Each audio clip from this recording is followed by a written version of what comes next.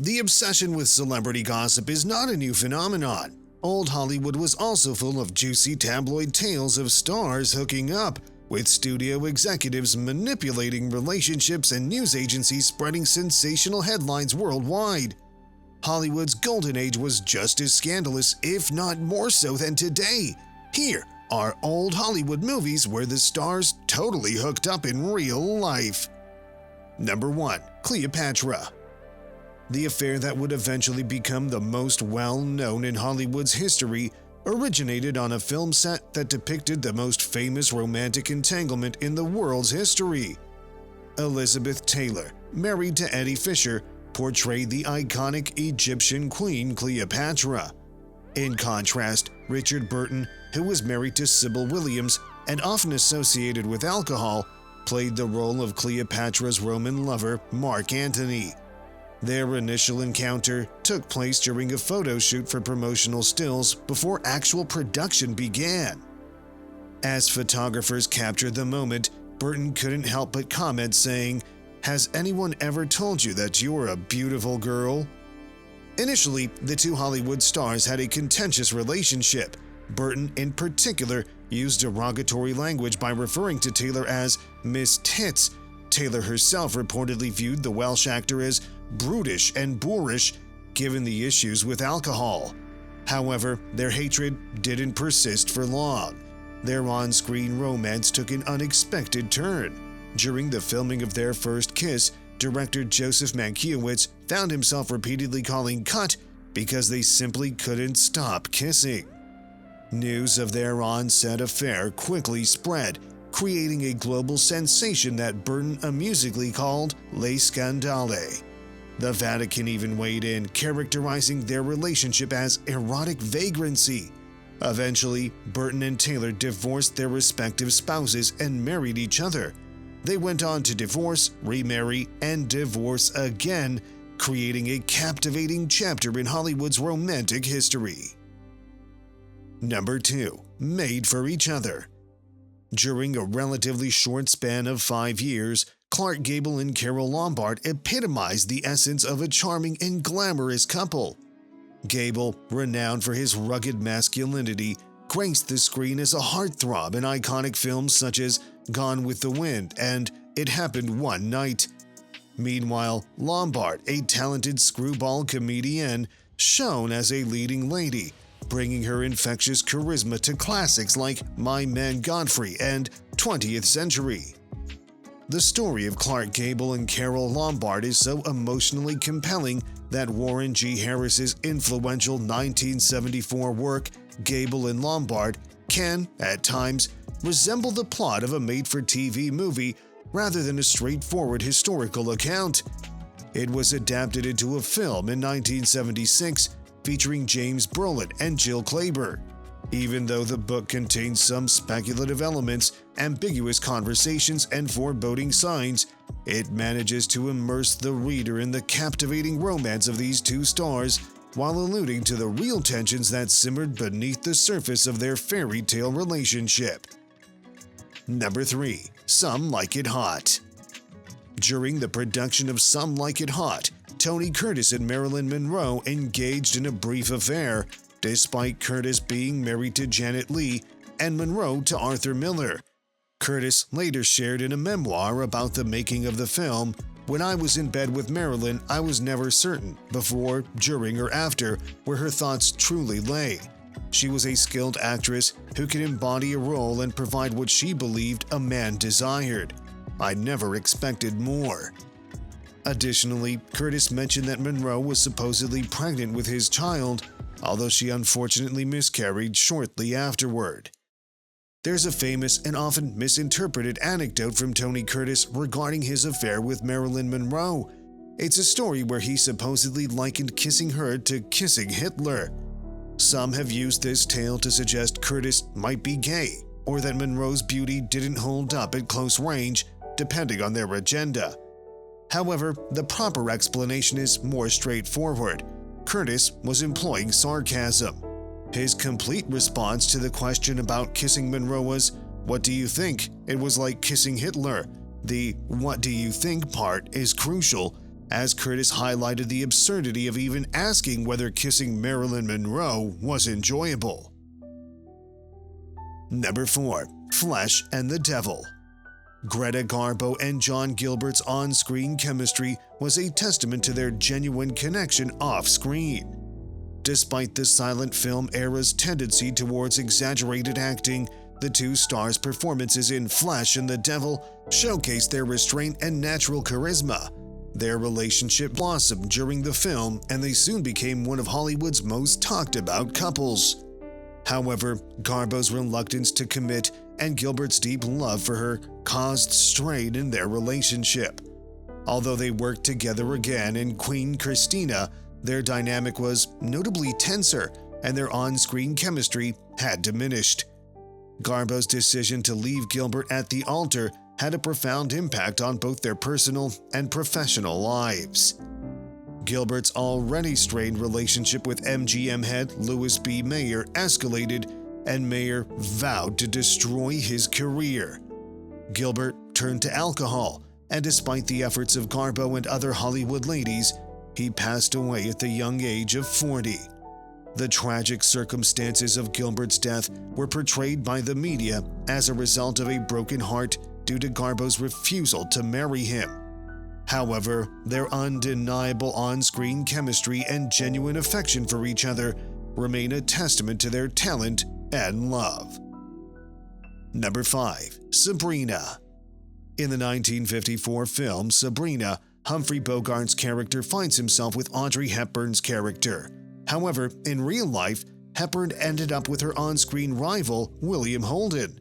The story unfolds with Bogart's desire for his wife, Lauren Bacall, to secure the lead role in the film. When Bacall didn't get the part, Bogart's demeanor turned irritable, particularly towards the actress who did. This situation triggered a protective response from Holden, who saw himself as Hepburn's guardian angel. Hepburn fondly recollected, "I thought he was the most handsome man I'd ever met." Despite Holden's marriage, he and Audrey Hepburn swiftly became infatuated with each other, often sneaking away for secret meals, rehearsals, and various escapades. Holden described Hepburn as the love of my life and recalled her desire to marry.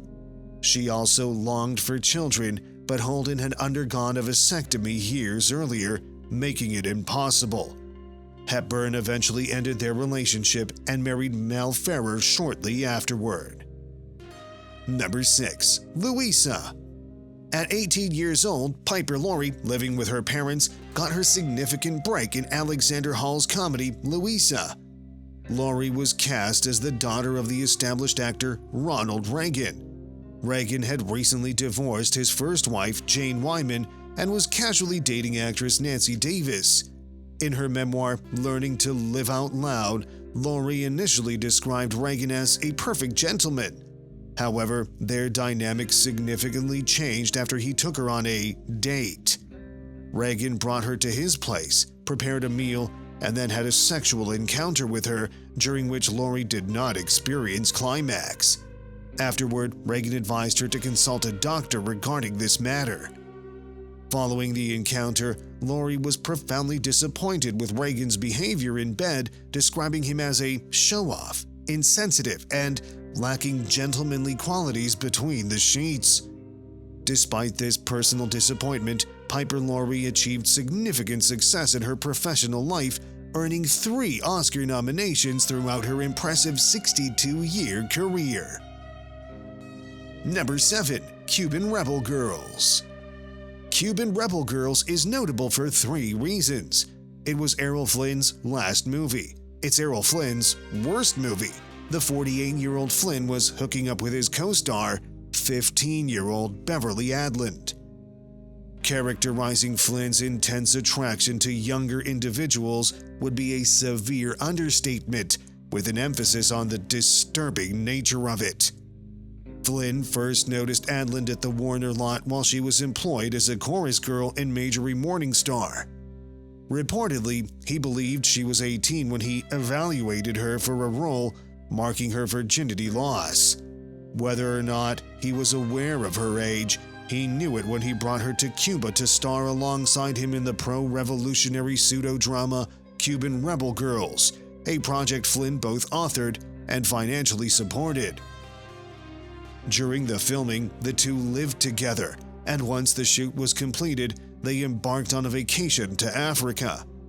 Adland asserts that they had intentions of marrying and starting a family. Unfortunately, none of these aspirations were realized because Flynn's body, ravaged by years of substance abuse, led to his untimely demise due to a heart attack before the film could even be released. Number 8. Hot Saturday. Cary Grant and Randolph Scott crossed paths on the set of Hot Saturday, cast as rival suitors for the same woman. Despite their on-screen enmity, they quickly formed a deep friendship, and some suggest even more than that. It's said that when the studio required Grant to date young starlets, he would bring Randolph along. The three of them would go out, have publicity photos taken, and then the two gentlemen would accompany the girl back home before enjoying a night of revelry at places like the Trocadero or Brown Derby, eventually returning to their shared residence. They became housemates while working on Hot Saturday, and later settled into a spacious Los Feliz mansion named Bachelor Hall. Much of the rumors and conjecture surrounding the duo originates from various publicity photos depicting them living in close, though not necessarily romantic, harmony. Even though both Grant and Rudolph had multiple marriages to women, they maintained a solid and enduring friendship throughout their lives. The true nature of their friendship, whether they were lovers or not, remains shrouded in uncertainty. Some of Grant's biographers suggest they were more than just friends, but these claims lack concrete evidence and primarily hinge on their cohabitation and playful photos. Grant's daughter refutes any suggestion of his being gay or bisexual, asserting that he enjoyed people assuming so. At the same time, Robert Knott, the biographer of Randolph, notes that rumors regarding Grant and Randolph being lovers only began to circulate in the 1980s.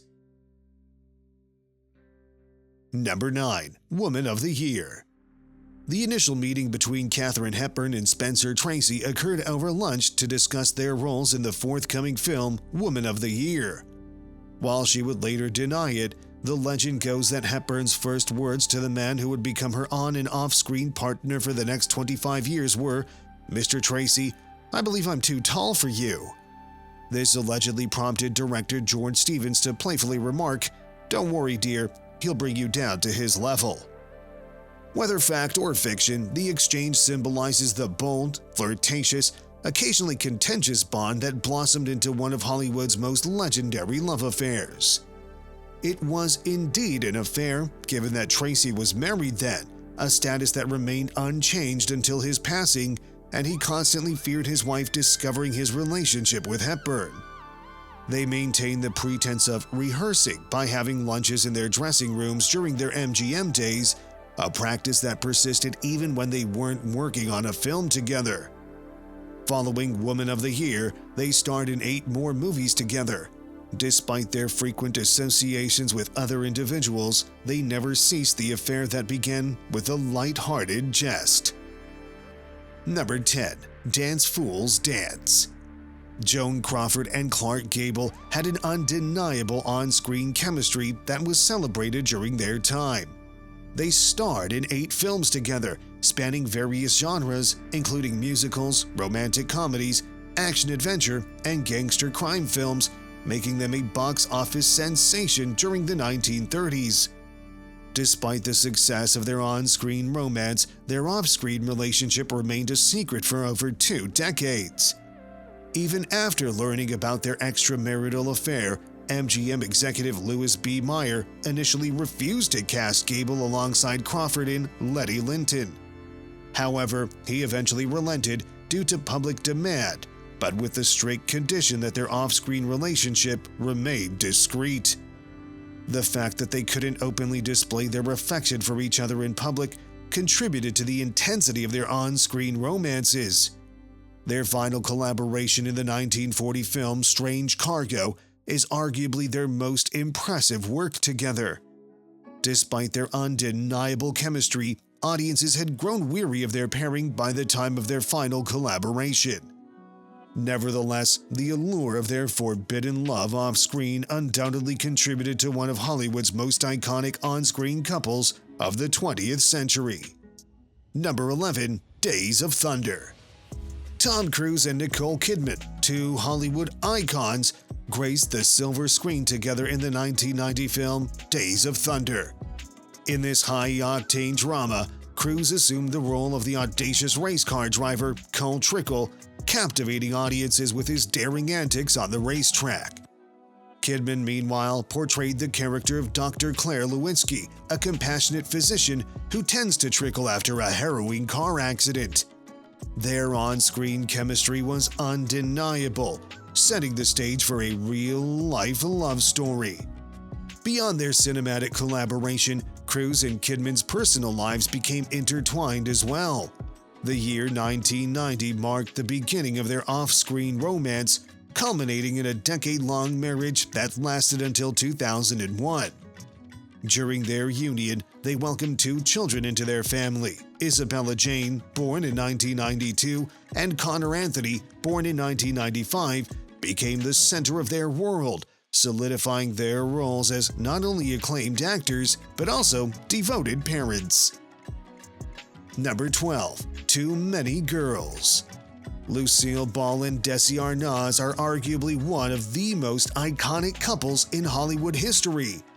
Their journey began when they met as supporting actors on the set of Too Many Girls in 1940, eventually leading to marriage, the birth of two children, the establishment of an entertainment empire, and their production and starring roles in one of the most successful television series of all time, I Love Lucy, from 1951 to 1957, and its subsequent spin-offs.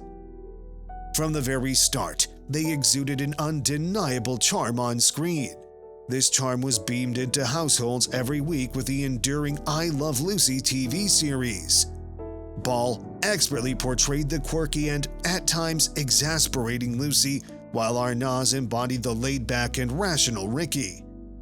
No matter how absurd the situations Lucy found herself in, Ricky would always come to her rescue, revealing the intense love between the two characters. Fueled by their real-life passion, Ball and Arnaz brought a charming and authentic portrayal of marriage to the screen. Their ventures into feature film production also effectively captured the romance and chemistry between them, resulting in a unique style of marital comedy that has yet to be surpassed. Regrettably, the real-life relationship between Ball and Arnaz did not endure as long as that of their on-screen counterparts, Lucy and Ricky. The demanding schedule of producing a weekly television show while managing a media conglomerate led to Arnaz working exhausting 14-hour days and seeking solace in extramarital affairs to cope with the stress. Despite their ability to create a joyful and warm home, Arnaz turned to alcohol and exhibited violent outbursts toward Ball.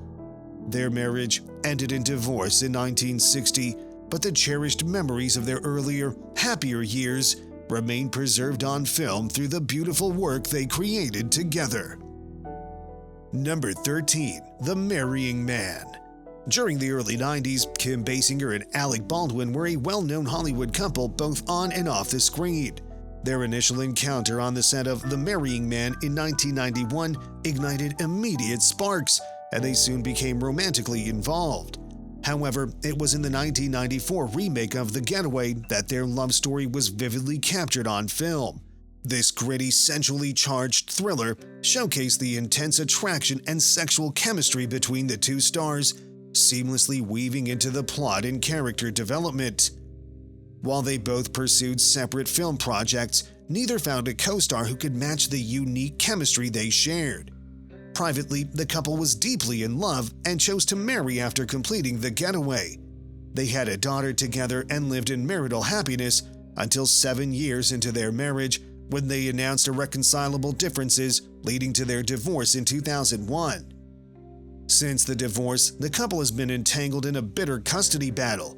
Basinger's father has attributed Baldwin's violent outburst as a reason for their separation, while Baldwin has questioned his ex-wife's mental state on multiple occasions. Given these circumstances, it appears unlikely that we will witness the steamy on-screen chemistry between these two stars again. Number 14. Overboard. One of Hollywood's most enduring couples, Goldie Hawn and Kurt Russell, are famously not married. They were one of the hottest pairings during the 1980s, and Overboard 1987 stands out as one of the quintessential romantic comedies from that era.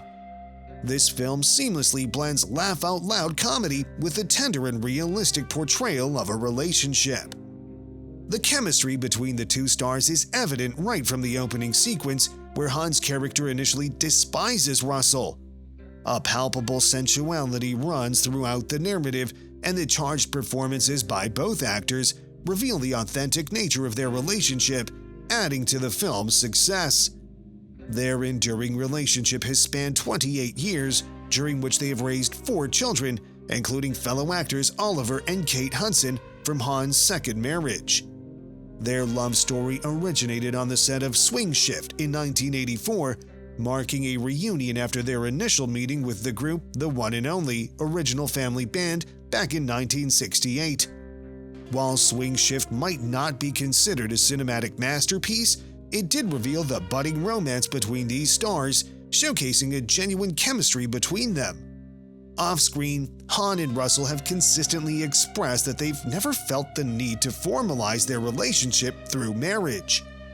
They remain completely devoted to each other without tying the knot. This choice may be a key reason for their enduring partnership, particularly in the ever-evolving landscape of Hollywood relationships, where unions often seem as fleeting as award ceremonies. The couple still occasionally collaborates, and there have been rumors of another joint project in Hahn's writing and directorial effort, Ashes to Ashes. However, this has not been officially confirmed. It appears that in the world of Hollywood romance, a trip down the aisle doesn't necessarily define true love. From on-screen chemistry to real-life romance, these classic films brought stars together in unexpected ways.